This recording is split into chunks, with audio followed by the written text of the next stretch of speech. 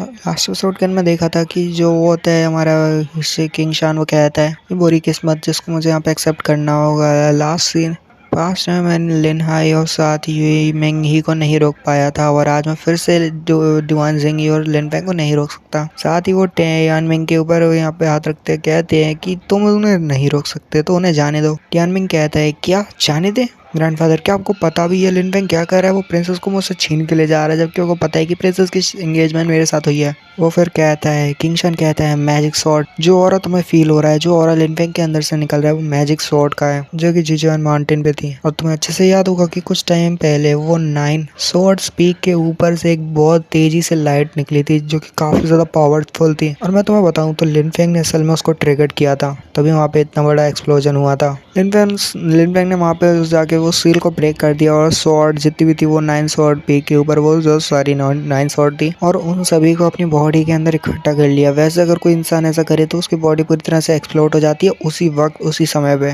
जैसे कि हम सामने लिन पेंग को देख सकते हैं, वो बहुत ज्यादा सही सलामत खड़ा है, इसका मतलब तुम समझ ही सकते हो लिन पेंग की पावर हमारी सोच से भी कई ज्यादा है। और वो जो स्वॉर्ड्स है वो काफी ज्यादा ईवल है और डिमोनिक है, तो तुम सोच ही सकते हो कि अगर उन्होंने लिन पेंग के ऊपर कंट्रोल कर लिया तो 9 स्वॉर्ड कितनी ज्यादा पावरफुल है। और अगर वो लिन पेंग की बॉडी पे हावी हो जाती है तो लिन पेंग यहाँ पे जितने भी लोग दिख रहे हैं उन सभी को एक ही झटके मार सकता है। टियान मिंग कहता है कि वाकई में वो मैजिक स्वॉर्ड इतनी ज्यादा पावरफुल है, और वो मैजिक स्वॉर्ड जो कि जुआनजिंग माउंटेन से थी, क्या वो लिन पेंग की बॉडी के अंदर है। वो काफी ज्यादा घबराया हुआ होता है। मन में कहता है कि मुझे हैरानी नहीं, लिन पेंग ऐसा है ही है, वो काफी ज्यादा खतरनाक है। लिन पेंग उनके सामने से चला जाता है, पर उन दोनों की हिम्मत नहीं होती कि वो लिन पेंग को रोक सके। लिन पेंग जाते हुए भी कह जाता है कि तुमने यहाँ पे मेरे सामने रेजिस्ट किया, जो रोकने की कोशिश की, इसकी कीमत तो तुम्हें चुकानी पड़ेगी। जिंगी के ठीक हो जाने के बाद मैं तुम्हें मारने जरूर आऊंगा, तो तैयार रहना। जो लिन पेंग होता है वो स्विच करके होते हैं वहां से चला जाता है। सभी लोग नीचे बात खड़े कर रहे होते हैं, मतलब खड़े होकर बात कर रहे होते हैं कि देख रहे हो, यकीन ही नहीं हो रहा, वो दो पावरफुल लोग यूई किंग शान और यूई टियान मिंग, उन दोनों ने क्लियरली यहाँ पे हार मान ली, और उन दोनों के अंदर हिम्मत भी नहीं हुई कि लिन पेंग से जाते हुए भी कुछ कह सके।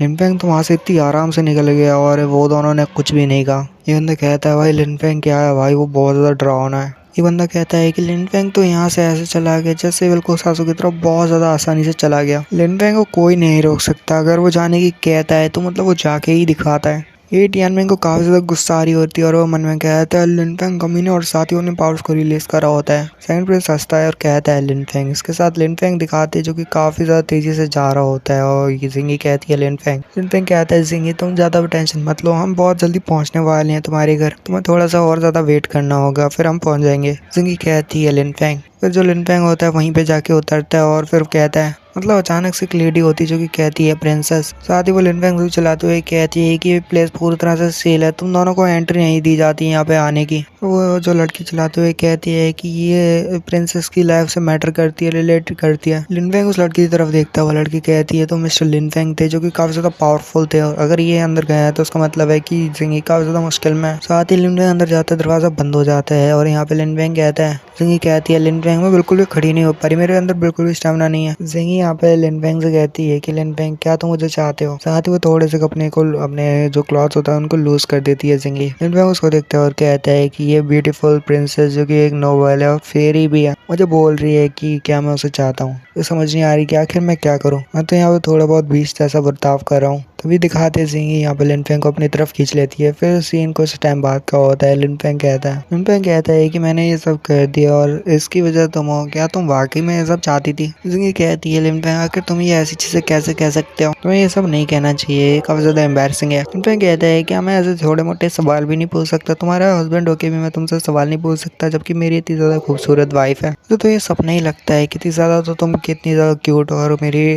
वाइफ जो जिंगी होती है लिन पेंग से कहती है लिन पेंग क्या तुम मेरे से वाकई में शादी करोगे? लिन पेंग फिर कहता है मैं, और उसके साथ ही वो कहती है सॉरी। जिंगी कहती है रोते हुए कि शायद मुझे तुमसे नहीं पूछना चाहिए था, शायद तुम मना करोगे। लिन पेंग कहता है तुम रो क्यों रही हो, वाकई में मैं भी ये करना चाहता हूँ जिंगी, मैं भी तुमसे शादी करना चाहता हूँ। फिर जिंगी कहती है, लिन पेंग की तरफ देखती है और थोड़ा सा मुस्कुराती है और कहती है कि वाकई में लिन पेंग फिर उसको पता नहीं आता है, वो कहता है कि जिंगी क्या तुम मेरे साथ यहाँ पे हॉट स्प्रिंग बात लेना चाहोगी? जिंगी फिर करती है, उसके साथ दिखाते वो फिर पर्दा खोल के बाहर आता है, और लिन पेंग और जिंगी दोनों ही फिर हॉट स्प्रिंग बात में थोड़ा बहुत बात लेने लगते हैं। फिर ऐसी ही सुबह हो जाती है और वहाँ पे दो चिड़िया चहक रही होती है, और यहाँ पे लिन पेंग कहता है, मतलब कहानी सुनाने वाला कहता है कि लिन पेंग ने बहुत ज्यादा नाइट को स्पेंड किया और उसकी जो रात थी वो रंगीन थी।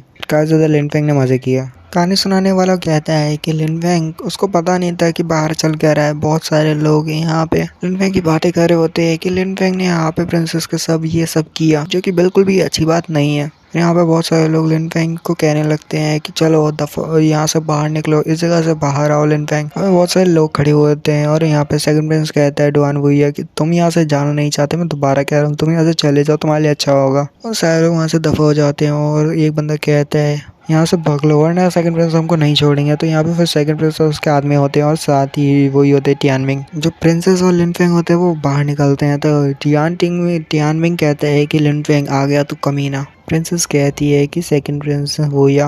डुआन भैया कहता है कि चलो ज़ेंगी अंदर जाओ, मुझे लिन फेंग से अकेले में बात करनी है, तो मैं यहाँ पे तुमसे बात नहीं करना चाहता, तुम अकेले अंदर जाओ। ज़ेंगी कहती है कि इंपीरियल ब्रदर प्लीज आप लिन फेंग के बारे में ऐसा नहीं कह सकते, आप लिन फेंग को ब्लेम नहीं दे सकते क्योंकि ये सब बस उसने मेरी जान बचाने के लिए किया है। काफ़ी ज़्यादा यहाँ पे मुसीबत में थी, हो सकता था कि मेरी जो मेरिडियन से पूरी तरह से ख़त्म हो जाए, ब्लॉक हो जाए, वो पूरी तरह से बर्बाद हो जाए। लिन फेंग ने मेरी जान बचाने के खातिर ये सब किया है, उसमें लिन फेंग की कोई भी गलती नहीं है। उसके ब्रदर कहते हैं कि मैंने कहा ना तुम जल्दी से अंदर जाओ।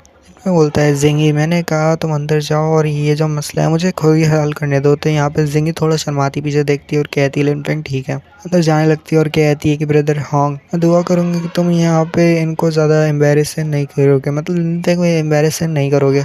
डुआन भैया कहता है लिन फेंग तुम तो बहुत ज़्यादा चालाक निकले, हाँ तुमने मेरी रॉयल सिस्टर को भी यहाँ पे ऐसे करके जाल में फंसा लिया है। लिन फेंग कहता है कि रॉयल हाइनेस मतलब योर हाइनेस आपको लगता है कि असल में जो ज़ेंगी को जो मेडिसिन थी वो असल में मैंने दी, तो आप बिल्कुल गलत सोचते हैं। डुआन भैया कहता है कि वैसे भी मुझे पता है कि ये सब तुमने किया है क्योंकि तुम्हारे दिल में यही था और तुम्हारे मन में भी पहले से ही प्लान था, क्योंकि सिर्फ तुम ही अकेले हो जिसको ये सब करने से फायदा होगा और मुझे अच्छे से पता है कि तुम ही कर सकते हो ऐसा, और तुमने ये सब किया और उसको वो मेडिसिन दिया और उसे ड्रग दिया एक तरह से ज़ेंगी को, और तभी तुमने यहाँ पे ज़ेंगी के और भी ज़्यादा तुम करीब आ चुके हो और ज़ेंगी को हार्ट को जीत रहे हो। तुमने यहाँ पे ये सब करने के बाद बिल्कुल भी ठीक नहीं किया लिन फेंग, तुम्हें तो यहाँ पे मौत की सज़ा देनी चाहिए क्योंकि तुमने मेरी सिस्टर के साथ बिल्कुल भी ठीक नहीं किया।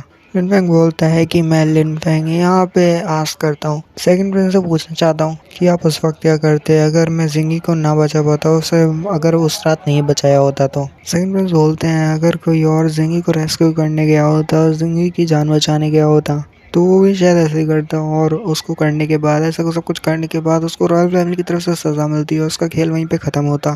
जबकि लिन फेंग ने यहाँ पे ये सब किया है ज़ेंगी की जान बचाने के लिए और इसके मोटिव काफ़ी ज़्यादा बुरे बिल्कुल भी नहीं थे, तो हम यहाँ पे कुछ नहीं कर सकते। लिन फेंग कहता है मेरे ख्याल से ये सेकंड प्रिंस तुम्हें यहाँ पे ये काम करना चाहिए जिसने भी मेडिसिन को बनाया और दिया है उसको तुम्हें जाके पकड़ना चाहिए, और मेरे खिलाफ अगर कोई सबूत भी है तो उसको इकट्ठा करो, बिना सबूत के तुम यहाँ पे कुछ नहीं कर सकते, तुम्हारे पास कोई सबूत नहीं है कि ये सब मैंने किया है। लिन फेंग कहता है जो होना था वो ऑलरेडी हो चुका है, तुम्हें मुझे मारना है तो तुम्हें और लोगों को बुलाना चाहिए। और सेकंड प्रिंस मैं तुम्हें यहाँ पे एक और बात बता दूं कि अगर मैं नहीं होता तो ज़ेंगी की मेरिडियंस कब की ब्लॉक हो चुकी होती और बर्बाद हो चुकी होती। मैंने ज़ेंगी की जान बचाई और तुम यहाँ पे मेरे से ऐसे एटीट्यूड में बात कर रहे हो। तो इसी के साथ ही वाले एपिसोड को यहीं पे खत्म करते हैं। वो वीडियो पसंद है लाइक कर देना, चैनल पर सब्सक्राइब कर देना। मिलता है अगली वीडियो में।